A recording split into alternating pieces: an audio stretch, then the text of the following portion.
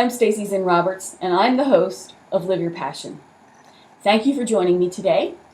We're going to do something a little bit different in this show. Usually we interview other people, but today it's just going to be a conversation between us, me and you. I've been talking to a lot of people recently about journaling, and I thought this would be a good subject to share with you.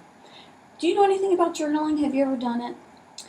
Well, do you remember when you were a little kid and you kept a diary, Dear Diary? Well, it's sort of like that, but it's a therapeutic tool that you can use to gain clarity and to stop the monkey mind. Now, what does that mean? You know when you're laying in bed at 3 o'clock in the morning and your mind just races? You jump from one subject to another, like the monkey that swings from tree to tree to tree, from churning and churning and churning over all this stuff that when you wake up in the morning you can't even understand why you were laying there all night. Well, journaling can help you empty the brain of all that stuff.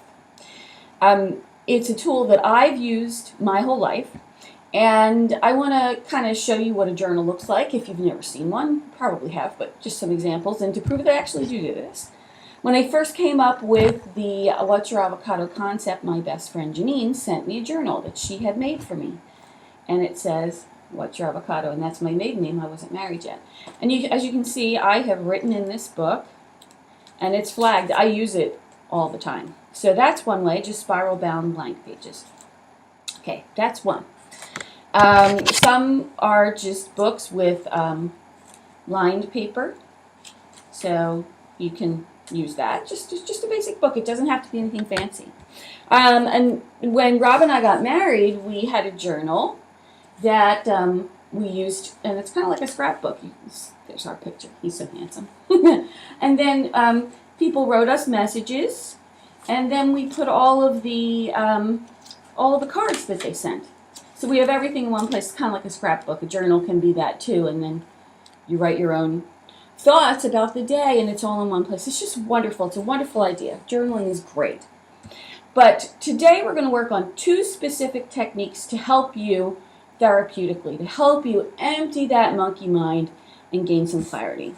The first way is something called emptying your cup. And this was given to me, this methodology was given to me by Samantha Draper Banks.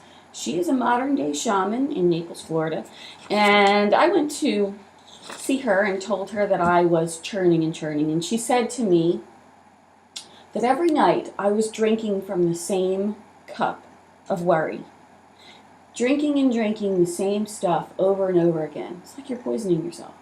So she said to me, what I need to do is empty my cup. This is a really powerful exercise, and I believe I actually have it here. What she suggested that I do is she said, in order to empty the cup, I should write down on one page in the journal all the grievances that have happened to me that day, everything that is bothering me, all the stuff that I take as bad, all the grievances that I had for the day. And then on the other page, write down all the gratitudes, everything good that happened to me that day, everything that I am thankful for in my life. So I did this for the first time June 7th, 2010. The list of grievances and a list of gratitudes. It's really useful. You just do a brain dump and get it out. So the first time I did this, and I did write it down, I wanted to tell you exactly. The first day I did this, I had 4 grievances and 18 gratitudes. I had been laying awake at night worrying about 4 things, when I had 18 beautiful things to be thankful for. Well, this really just woke me up. It really made me get a better picture of my life. So the next day, I sat down and did it, and I had 6 gratitudes and not 1 grievance. What a shift in consciousness. Just by paying attention, things changed. And that happens quite often, as you know. When you pay attention to what's going on in your life, things change. So try that for about 3 days at least. Take a page, either split the page in half or take 2 facing pages. Write down all of your grievances and all of your gratitudes and see how that changes. See how it shifts your consciousness. see if you get some sleep. It's really good. The other one that I want to suggest that you do is make a list. Now this is an interesting technique because it's something that you can revisit over and over again. If you make a list of what you aspire to, let's say you start with a list of what I want my life to look like. You can change it, you can alter it, you can erase stuff, you can add things, but it helps you to get clear on really how you want to live, what you want your life to look like. And you can check things off as you go too. I know I've told this story over and over again to people, so it's just funny, but 30 days before I met my husband, I made a list of 28 things I wanted in a man. 28 things. And when I met him, I went, oh, well, there you are. I recognized him because I was really, really specific. So if you get specific about what you want your life to look like, guess what? You have a concrete list that actually says to you, you will recognize when you arrive at that place. It's really, really helpful. But there are other lists that you can do too. There are inspirational lists, like places that you'd like to travel. You've heard of the bucket list, right? And it's really a useful tool to see how far you've come in your progress. New experiences you want to try. Things that you want in a career. Attributes that you want in a mate, as I did. And there are other ones. The one that I think is really, really powerful is a list of quotations that inspire you.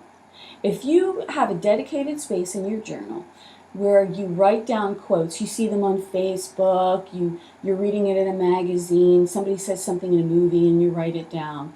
Quotes that inspire you, poetry, segments of poetry that you really love. And you put this all in one space. Then, when you need it, when you need a little inspiration, you know exactly where to go. Isn't that a wonderful gift to give yourself? It's great. So, I encourage you to think about journaling. Get yourself a book. And this is for you, by the way. When you journal, this is not a blog. This is not something that you share with other people. This is private.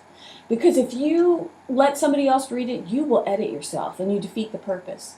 The whole idea of creating a journal is to give yourself a safe place to get it out. To get all that monkey mind garbage that's churning and making you crazy, to get it out. But if you share it with somebody else, you will edit. Don't do that. This is a gift for you. So if you have to put it under lock and key, do so. But when you do this therapeutic technique of journaling, this is a gift you give to you. And also to your future self, because when you go back and look at your journal entries, you'll see how far you've come. I'm Stacie Zinn Roberts. This has been Live Your Passion.